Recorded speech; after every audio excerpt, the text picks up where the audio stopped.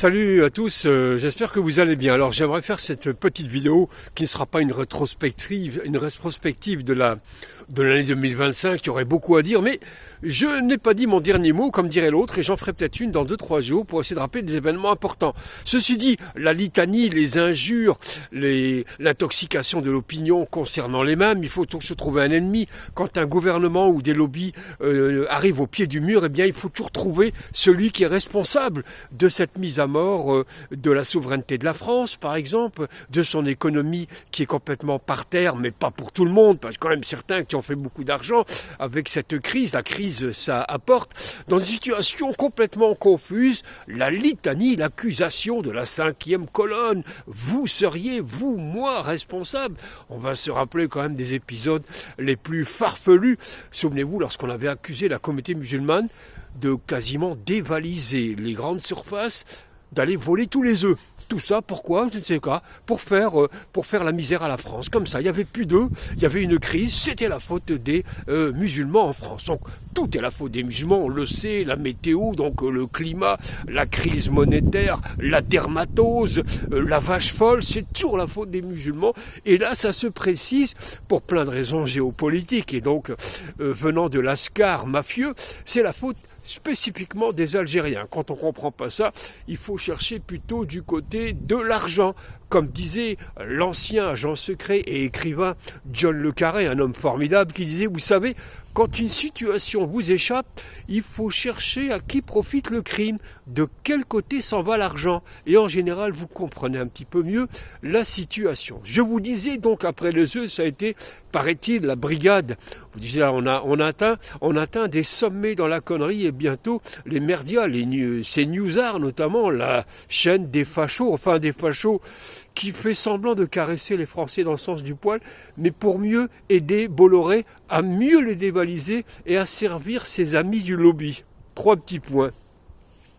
Eh bien, selon cette chaîne-là, il y aurait des brigades en Algérie qui chasseraient les vendeurs de bûches, etc., de Noël, parce que nous serions anti-catholiques, anti-chrétiens. Enfin, j'en ai déjà parlé. On atteint des sommets, la télévision algérienne en a fait ses sous gras pour en rire un peu. La dérision peut sauver, parfois un petit peu d'une situation qui deviendrait pas possible. Alors, au sujet donc de la crise avec l'Algérie, comme je vous disais, c'est une question d'argent, bien évidemment, c'est une question d'argent uniquement, et donc il a fallu trouver d'autres terrains pour essayer de diaboliser l'Algérie, puisque apparemment les Américains imposent des taxes à la France, claquent des doigts pour faire asseoir Macron à la table de la non-négociation, de la signature, de l'acceptation et de la soumission pour faire augmenter les droits de douane de ce que veut le fou furieux de Bush. La France s'écrase complètement. On est loin d'un De Gaulle qui avait envoyé l'armée pour récupérer l'or des Français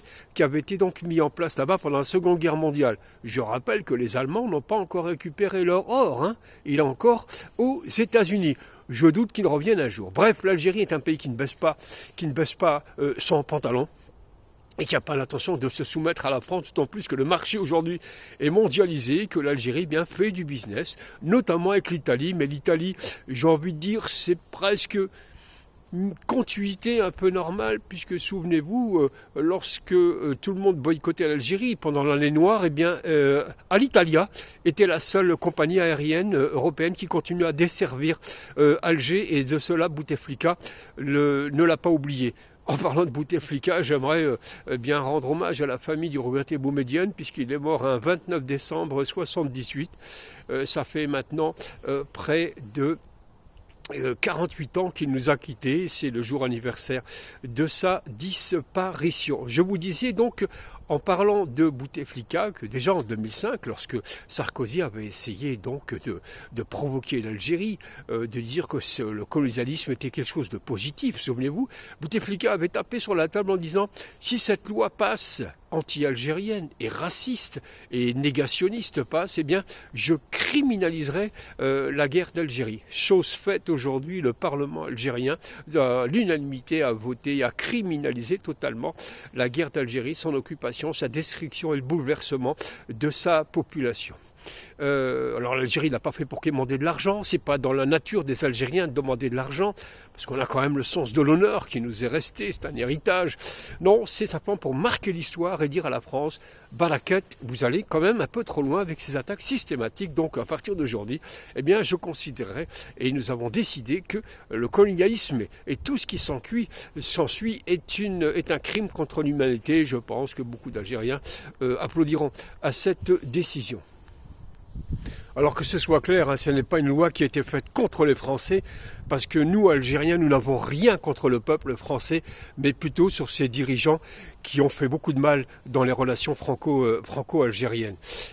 Alors, ce crime, évidemment, date depuis très très longtemps. Louis-Philippe, le criminel, Charles X, le criminel, évidemment. Et aujourd'hui, on essaie d'agiter la population contre les Algériens avec force fake news et manipulation avec des folles dingues et des complètement fous furieux qui font la compétition de la haine.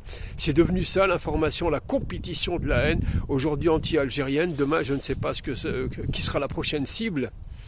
Il y avait d'ailleurs Talleyrand qui a quasiment été à la tête. C'était une espèce de spin doctor, on dit ça comme ça, un penseur, vous savez, celui qui donnait le sens, qui donnait du contenu à la manipulation politique.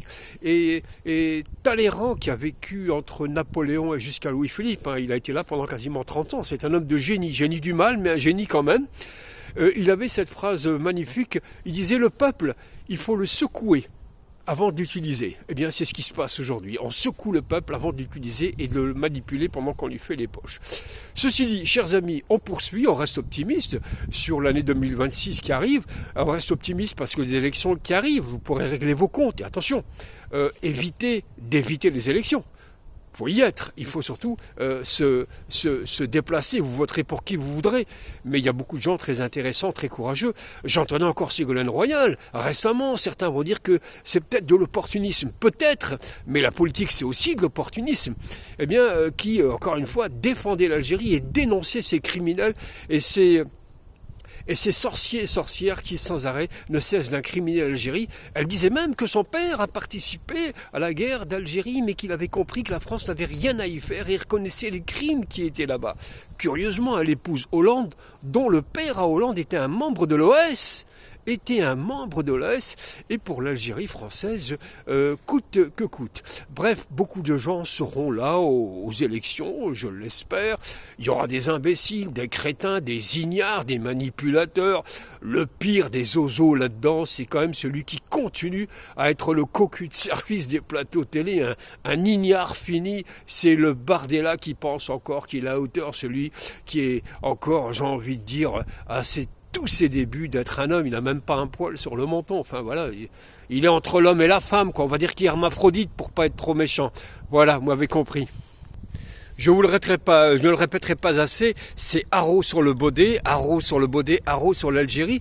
Et d'ailleurs, Édouard Philippe avait commencé en pensant que c'était un bon cheval de bataille, sauf qu'il est monté sur un bourricot et que ça n'ira pas loin parce qu'il n'y a pas de fond derrière ça. Et d'ailleurs, ils sont nombreux à partir sur cette ligne-là. Il y avait même Retailleau qui avait tenté en 2024 aussi de dire « Oui, la localisation est quelque chose de positif, comme ça, sans aucun complexe ». Il n'avait peut-être pas trop retenu la leçon de son grand-père Retailleau qui était charcutier, et lorsque Retailleau entre en politique pour la première fois, il lui a dit « Tu vas être comme moi, on est fort pour faire l'andouille ». Je pense qu'il n'a pas compris l'esprit de son grand-père en disant que c'est un truc d'andouille, la politique, ne la prend pas au sérieux. Bref, il se prend au sérieux, il est rentré là-dedans aussi, alors je ne sais pas comment il voulait remettre la France debout en s'attaquant lui aussi à l'Algérie. Vous aurez compris, c'est devenu systématiquement l'Algérie, et je pense que ça va continuer et ça va même grimper en puissance en 2027, chers amis. Souvenez-vous, il y avait aussi l'autre là, Manuel Valls, vous savez, l'espagnol, l'espingouin qui lui aussi s'était pris à l'Algérie, à l'islam en parlant d'entrisme, comme c'est le cas actuellement aussi d'entrisme, etc. En parlant de cinquième colonne, le fameux Manuel Valls, qui avait la seule chose qui a fait de lui, on peut vraiment rentrer dans l'histoire, des imbéciles, c'est d'avoir fait un procès spécial en s'agitant contre Dieudonné, en faisant la circulaire Dieudonné au Conseil d'État. Conseil d'État pour un humoriste, pour un clown. Ce qui a fait dire d'ailleurs à Jacques Lang, qui est professeur en droit, a dit c'est une hallucination, tout ça est anticonstitutionnel, n'a rien à foutre dans le droit français. Pourtant Jacques Lang c'est l'ami de Pierre Berger, l'ami des soirées bien arrosées à Marrakech, vous voyez ce que je veux dire. Et bien même lui avait ri de cette initiative de Valls, qui voulait faire plaisir, je ne sais pas à qui, peut-être au CRIF, allez savoir. Alors, tour d'actualité, je le ferai à l'occasion, évidemment. Alors, nous allons tous être pris à partie et être mis au pied du mur, à devoir se justifier de ci, de ça. Il y aura beaucoup de manipulations, il y aura des fake news. L'agressivité médiatique de la porcherie de CNews va poursuivre son attaque. Mais nous, on n'aime pas le cochon, par définition.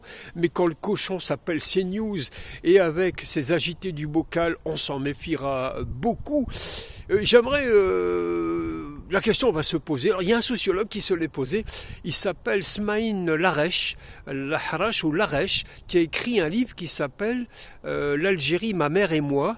Et il cite sa maman qui disait la France a mangé nos enfants.